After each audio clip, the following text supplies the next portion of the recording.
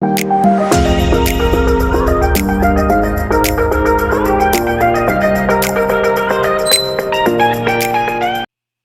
it's Catherine from Intelligent Property. So now we're going to just have a chat about flipping property in a downward market.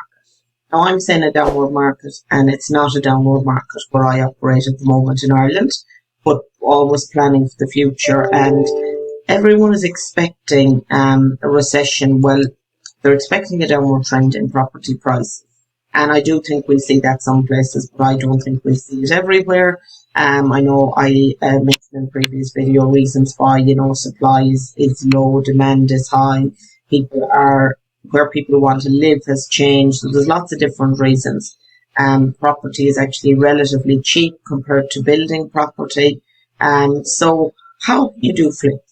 Sometimes it makes me smile because people who've never done a flip, they've never had a buy to let, any of that, send me random messages online to tell me you cannot flip property. Prices are going to start going down. You can flip property any time at all, because the whole premise of flipping property is you buy for one price, you add value, and you sell it for a different price. So why would you not be able to do that in a downward market? You'll be buying at a lower price. Yes, you'll be spending about the same. And in fact, with Brexit coming up, and there's also kind of a shortage of trades because everyone in the country seems to be doing repairs on their house and improvements, you might actually even be spending a little bit more doing work at the moment, and it's a bit harder to get people. But you can still buy at value and set. Now, you don't want to take years to do this, so because your comparables will have to be based on some time in the future when you're going to sell. So I always like to do flips that you get in and get the work done fairly speedy and get out again. But I certainly will continue to do flips and assisted sales all through this. But it'll just be reflected in the prices that I'm offering. Once prices start to fall, people will get desperate to get rid of stuff that's undesirable. A, I suppose, is I'll be paying less. But B, when they say prices fall, they can't measure individual houses. They can't come to County Mayo and say, oh, there was one really lovely house that sold, and it sold way beyond the ceiling price of anything on that road. Most all of the houses I do sell for more than anything has ever sold on that road, because I have a big focus on staging, presentation, and on walking condition. And I'm an interior designer, as you know, as well as an accountant. So it's a balancing act of money and presentation. And people are prepared to pay for a lovely house in working condition. They may be moving away from a city, have a couple of small kids with them, have to get into this work from home thing. People are prepared to pay for the convenience. Someone, my last purchaser said to me, we got in direct contact after it was sale agreed, even though I do use an agent, but they wanted to ask me about buying the furniture. And they said to me, we love everything in the house. We love the pictures you have on the wall. We love everything. We just want to come and put our bags down. We have our own sofa. So that's how I would describe the perfect buyer to me for a flip. I bring convenience because I know nearly every kitchen that's on the market. I know that drawers are better than cupboards. I know where to get the integrated units for the best value, the appliances. I know how to get flow in a house so that you use all of the space most efficiently. I know how nice it is to have a big organised wardrobe. I am trying to rear kids and work from home at the same time as I'm doing this. That is my job, to turn the house into that house. So if you're interested in flipping, do not be put off getting started. There'll be loads and loads of flips done and plenty of money made in the next couple of years. You just will be doing it slightly differently.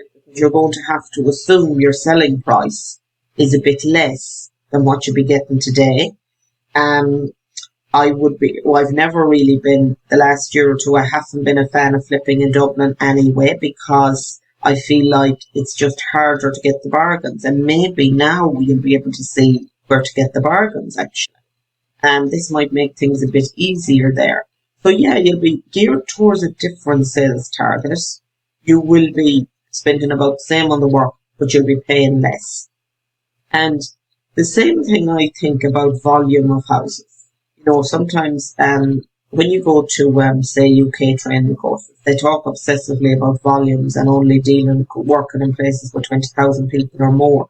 We don't have that many places in Ireland with 20,000 people or more. We'd definitely be on each other's patches if that were rule of thumb. What I have come to realise myself over the years is it doesn't matter if only 30 houses sell per annum in a town. If mine is the nicest, I don't care. I'm not number 31. I need to be number 1 to 3 when I'm putting it on the market. I'd like to think I'm often number 1. And that's all got to do with presentation, colours, flow, making a house, a home. You're selling homes really when you're doing flips to first time buyers. You're selling a lifestyle. You're not selling bricks and mortar. It's not like people who've had 4 homes and it's no longer a sentimental thing to them and they want to do it themselves. When you're selling flips to first time buyers or to maybe people who are first time buyers together, so sometimes people will have had a flat, say, before they met someone, then they'll have got married or they'll have met someone, they'll have had kids, so it's kind of it's their first home. And the other one was kind of part investment, part somewhere to live. So I'm not concerned, except that you need to know what you're doing. Which we cover obviously as Intelligent Property Training. We do training on flips, assisted sales, buy, refurbish, refinance. We do other courses for people who want to build portfolios. But those are my thoughts on why I'll still be flipping and doing assisted sales. And I expect to be busy because I expect that people who were already in difficulties, remember before the pandemic, there was 26,000 mortgages in difficulty in Ireland. And before you start to worry about, I couldn't buy someone's house who could no longer live there. Some of these people are ready to move on. I deal with people who are insolvent all the time. They maybe haven't paid the mortgage for a couple of years. Lots of landlords are ready to exit. You're not forcing anybody out of anything. All of those, this will have kind of brought it to a head. They'll be saying now, look, I'm not going to hang on. I was going to hang on for things to get better. I'm not going to hang on. So you have an opportunity now, as aside from people, there's all the loans that the vulture funds bought that'll be go to the market usually for 6 weeks and then they go to an auction if they're not sold then. And there's going to be lots of supply of tired properties because it's just going to be an opportunity to clean up their balance sheets in the bank, and those old accounts will have to be gone because there'll be kind of a new normal, as they're calling it.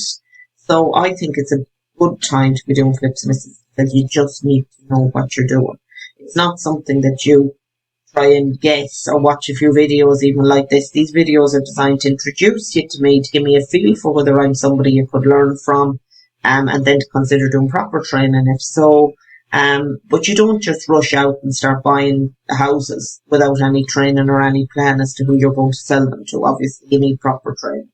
But those are my thoughts on why I'll still be doing flips all through the next couple of months.